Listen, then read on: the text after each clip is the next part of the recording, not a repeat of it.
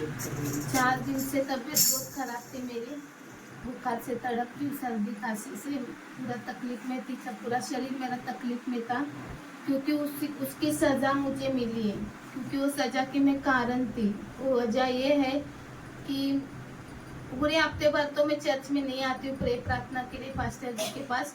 तो संडे को एक ही दिन आती थी, पर मेरा मन 4-5 दिन से नहीं हो रहा है कि ये चर्च में आने के लिए मेरे आने की ताकत नहीं हो रही। उसकी भी कुछ वजह है। तो मैंने क्या किया, संडे को मैं घर पे ही थी, पर मैं चर्च में नहीं आ पाई। प्रे प्रार्थना मेरे आराधना यहाँ पे करती हूँ, वो आराधना मैं नहीं कर पाई क्योंकि मेरी गलती की वजह से। वो मुझे आने के लिए रास्ता नहीं मिला, मुझे रास्ता रोक के रखा है।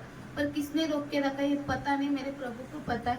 पर उसकी सजा मैं भुगत चुकी हूँ 4 दिन। कभी मेरे को दवा लेने की नौबत नहीं आती थी, पर मैं अभी 2 दिन दवा लाई। फिर आज सुबह में पास्टर जी से आके सुबह रेखा जी 6 बजे, हमारे रेखा जी पास्टर जी है, सिस्टर जी है, उन्होंने मैसेज भेजा हुआ है, वॉइस मैसेज भेजा है मोबाइल पे।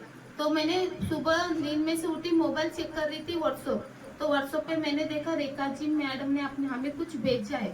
तो वो वॉइस मैसेज मैंने पूरी ध्यान से सुना, पूरा ध्यान से मैंने सुना। तो ध्यान से सुनने के बाद थोड़ा बुखार कम हुआ। फिर अभी चर्च में आई तो फास्टर जी मुझे प्रेयर किए, तो मैं कोटि कोटि धन्यवाद करती हूँ हमारे रेखा जी सिस्टर जी के लिए, हमारे फास्टर जी के लिए कोटि कोटि धन्यवाद करती हूँ मेरे लिए प्रेयर किए। तो और मेरा हमारे प्रभु से माफी मांगती हूँ। अब इसके आगे संडे मेरा कुछ एक दिन भी खाड़ा नहीं होगा, और मुझे आप संभालिए प्रभु, और मुझे सजा मत दीजिए। और सजा के कारण हो चुकी हूँ मैं, तो इसके आगे सजा मत दीजिए। और मुझे अच्छे से, अभी भी मैं दवा नहीं पी, ऐसे आई तो अभी मेरा बुखार कम हुआ है, चक्कर भी बहुत आ रहा था, चक्कर भी कम हुआ। और प्लस दूसरी बात, हमारी मेरा भाई यानी कि सगा नहीं है, चचेरा भाई है, वो कोई भी रहने दो, किसी के घर का भी रहने दो, वो तकलीफ में वो थोड़ा तकलीफ है। तो उसकी रक्षा कीजिए, उसकी सहायता कीजिए। तो मेरा सगा भाई तो नहीं, चुलत भाई, वो कोई भी रहने दो, वो थोड़ा तकलीफ में है, बहुत बड़ी मुसीबत में है। तो प्रभु से प्रार्थना करती हूँ, 1 हफ्ते से नहीं तो 15 दिन में वो मेरा भाई घर पे आ जाने दो। प्रभु उनको हर रास्ता खोल दीजिए, खोल देना चाहिए।